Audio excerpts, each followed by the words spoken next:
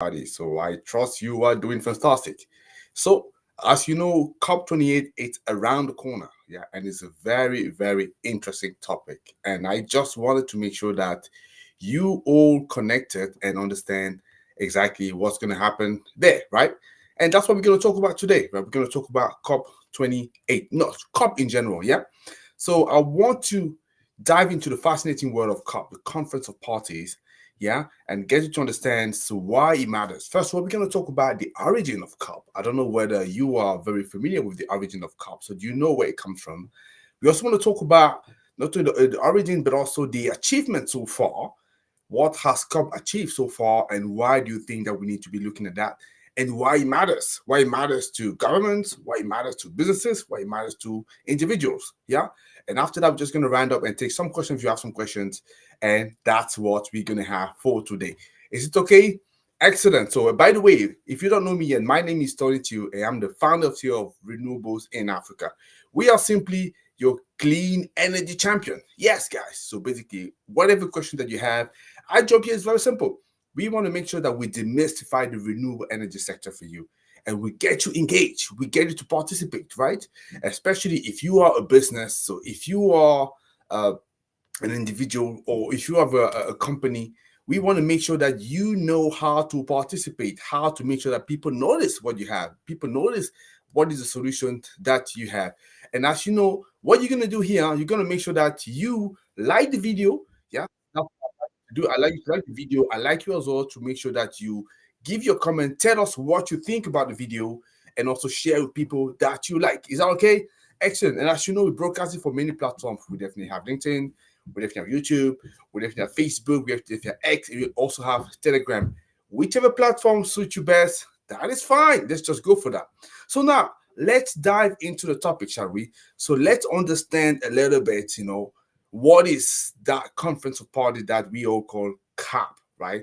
So where does it come from? What is the origin of that? Yeah, that's what I want to say. So first of all, it all started in the early 1990s, right?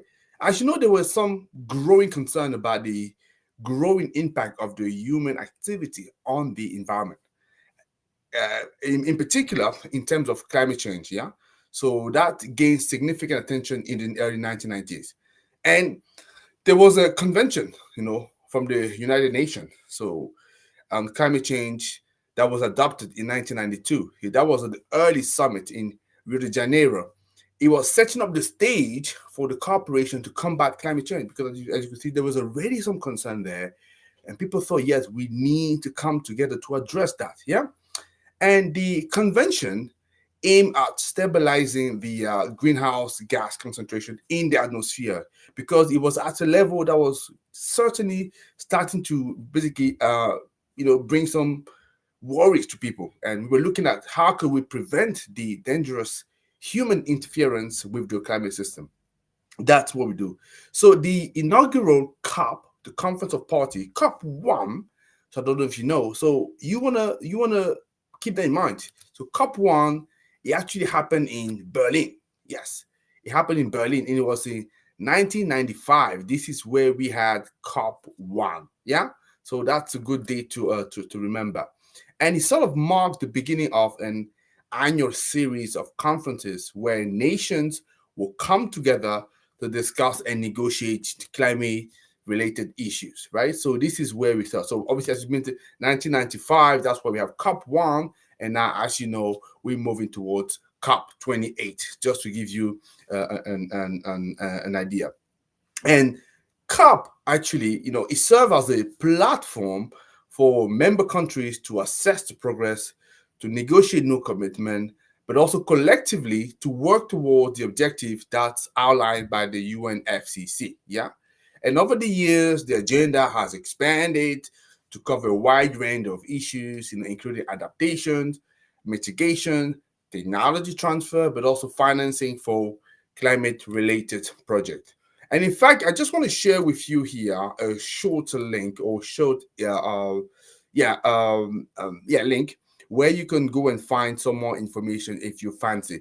So just allow me, I'm just going to share my screen here. You will see, because some of you may be wanting to read a little bit more about COP just to learn about it. So that's the whole point. I think, let me just share. Yes.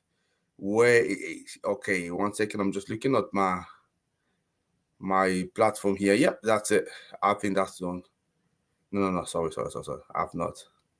What is the story behind Cal Comforter Party? Where did I put that thing? Okay, that's it. Great. Let me just share that screen. So you probably can see that with me here. So that is a website. So if you talk about United Nations climate change history of convention, it should take you here, and it gives you a little bit more information about where COP originated from and where we are right now. As you can see, you will see we're talking about COP 28 in here.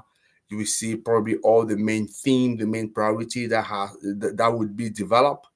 Obviously, if you were planning your attendance for COP 28, you would see information out here. I don't know if you're going, for example. So you want to look at different topics, you go there, you dive into that. So essentially, it gives you a little bit more information. Yeah. So, sorry, that's just go on the yeah. So we were looking at the history of the convention.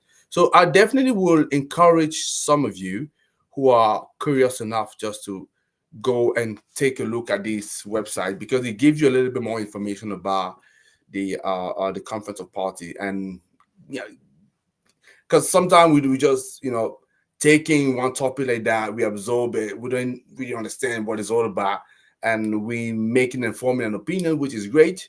But it's even better when you form that opinion just to have, let's say, factual information that you can use to essentially position yourself as to whether or not something you want to support, or whether or not you want to do one thing on another. And also, more important for me, just look at what could be the opportunity for you. And that's the reason here for me it's so important to talk about that. So you probably want to ask the question, so since COP has started, so I talked about Berlin 1995 here, what are the most important COP, right? So first of all, to some extent, I would say all of them for me were important. All of them for me were important. But in the case of this short video, I will talk about two in particular, right? So two, and the first one that was important was actually the Kyoto Protocol. That was the one in Kyoto, right? That was in 1997, yeah, and obviously it sort of emerged with the Kyoto Protocol.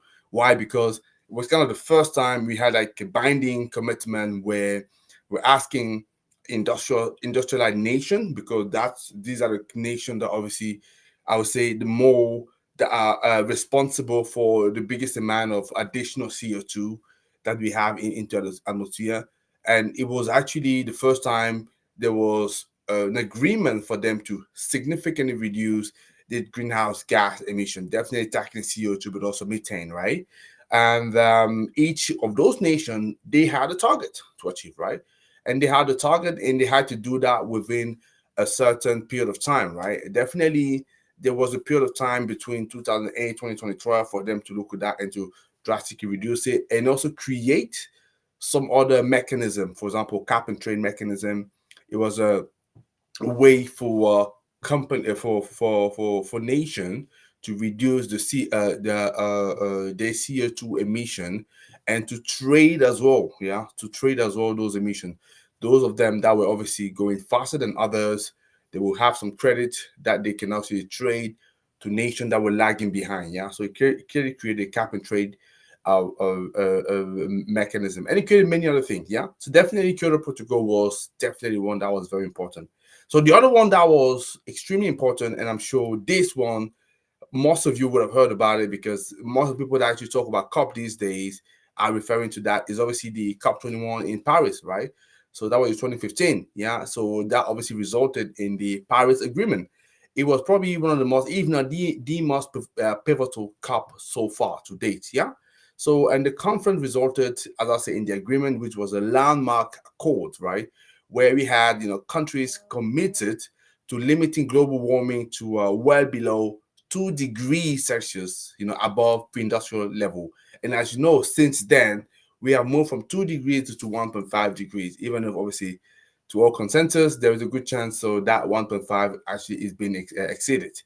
And the significance of the Paris Agreement is that the Paris Agreement is a testament of the power of international cooperation, setting up the stage for a collective global effort to address the climate change. Yeah, so that is what we're talking about here. Yeah, so from 1995, all the way to 2015, we had the Paris. We had first of all a Kyoto Protocol that was 1997.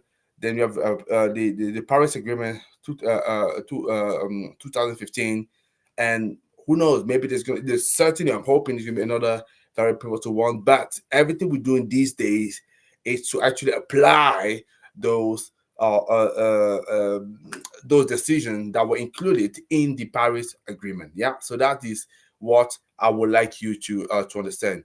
Now, let's look at what is achievement of COP so far, right? Because we talked about the origin, yeah, where it comes from, yeah. So people coming together discuss about the concern of climate changing. So what can we do to stop it?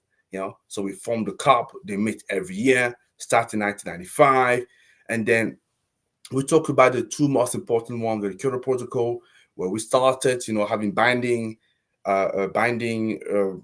agreements for industrialized nations to reduce their carbon emissions.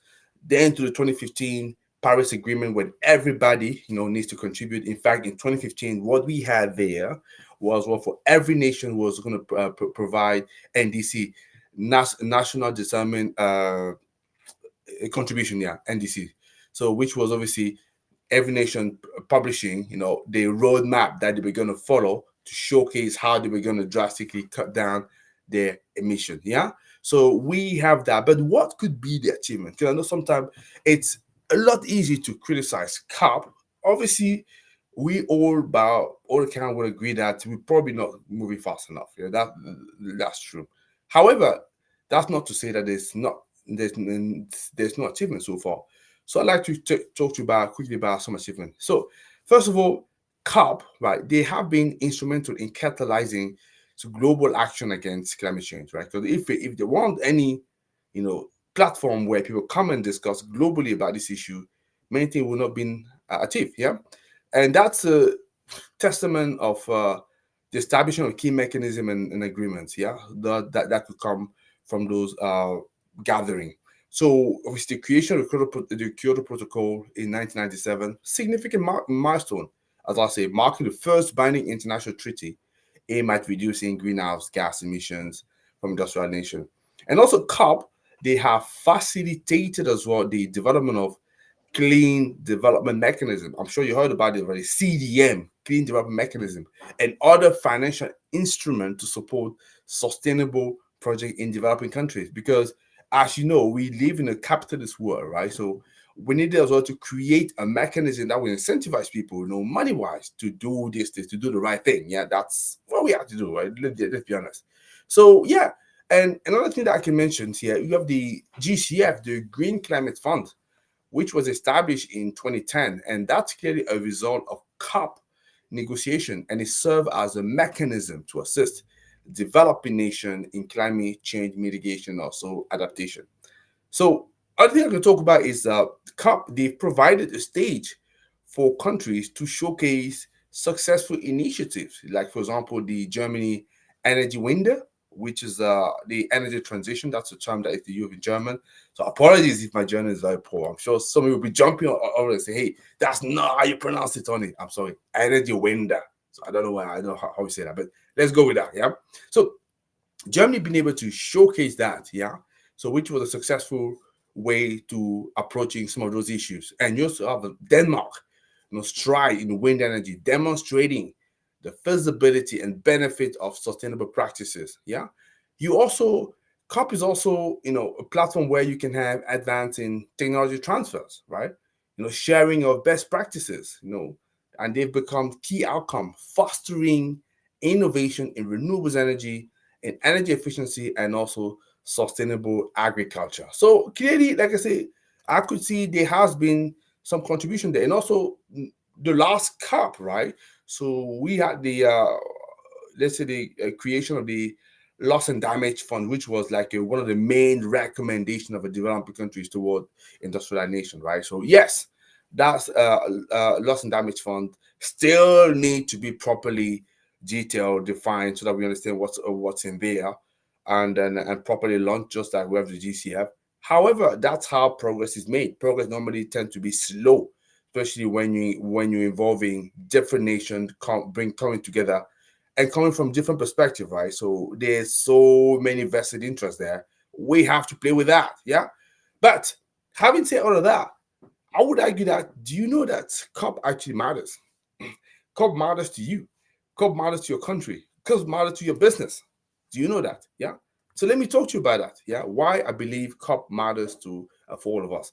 So government, it's important for them because they participate in COP to shape and implement policies that address environmental challenges and ensuring the well-being of the citizen and of the planet. And it helps them as well because all the government, the world nowadays, no country is living in isolation. No, none of it. Yeah. So you clearly have relationship, bilateral relationship, international relationship with many other people. So you want to see where other people are moving, and when there are treaty like that are taken on international level, yeah.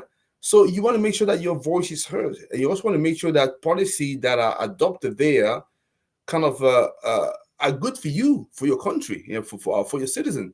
So if we see government that are not taking part into it, it's a big mistake for them. It's a big mistake because they could actually be not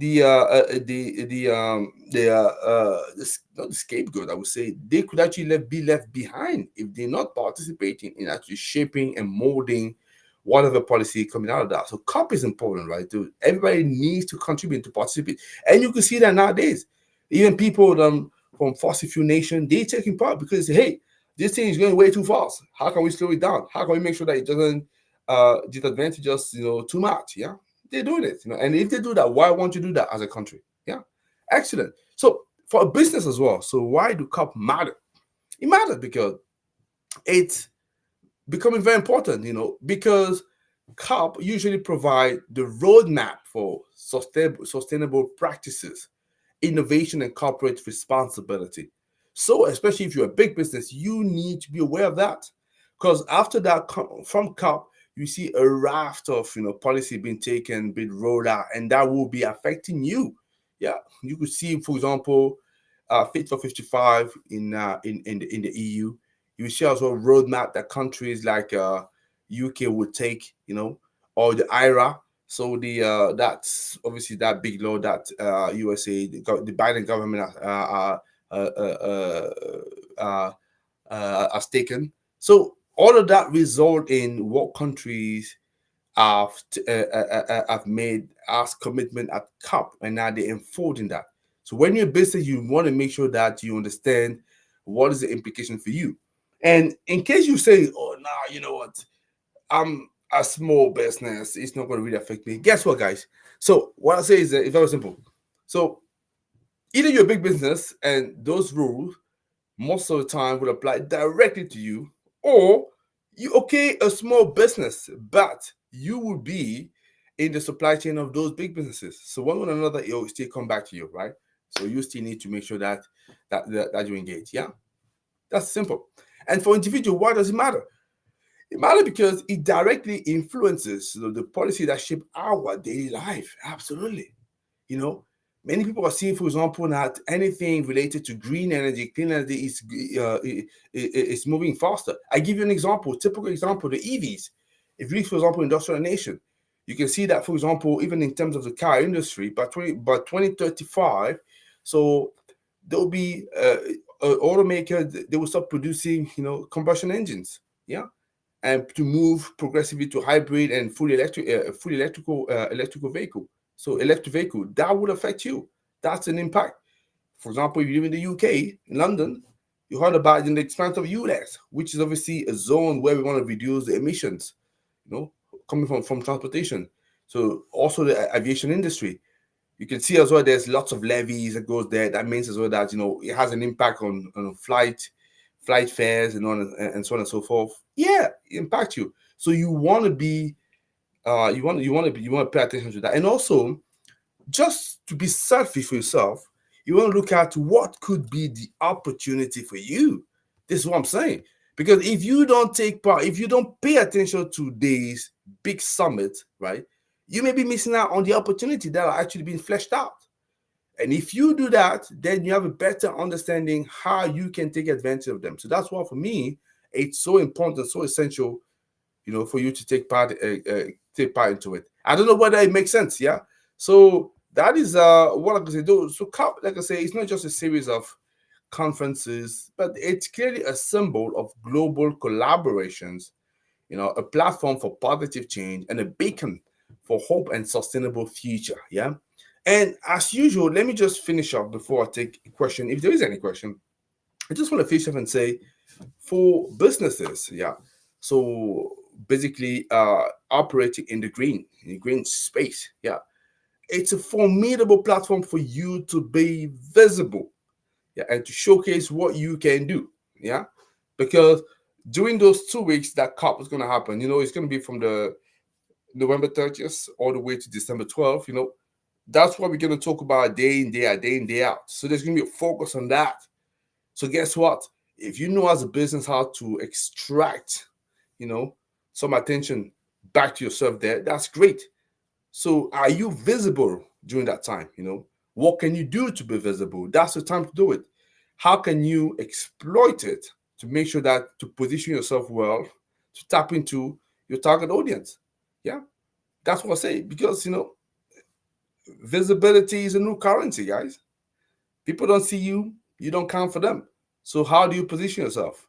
So are you taking part into that? So if you're not, I want to be talking to you about that. Definitely be talking to you. Definitely make sure that you reach out because CAP is a formidable time for you to showcase what you do to address as issue. How do you contribute to your level? Yeah. And what is that you've developed as a product and as a service? Yeah. So that's what I wanted to say for today. So hopefully it makes sense. Hopefully it's clear. And I don't think there is any question that I see. There's any question I would have taken it. But feel free to drop any question later on if you have any. And it will be my pleasure to respond to that. But hopefully it gives you a little bit of understanding, what COP is about. So what is the origin of COP? So the most important COP that has happened and why it matters to you and what you should do, you personally as a company to make sure that you engage. Yeah. So definitely encourage you to stay informed, to engage in conversation about climate action and to support initiative. So what I probably will be doing in the next few weeks, it will take some time to talk about what are the main themes that are going to be developed for this COP28 and then why they matter and what kind of decision are we seeing as well. Yeah. Excellent, great. So as usual, it was a pleasure to meet you, to discuss with you, and then yeah, I'm looking forward to talk to you. And don't forget, tomorrow we have our usual one day, one concept idea. Guys, take care and you have a fantastic Sunday. Bye bye.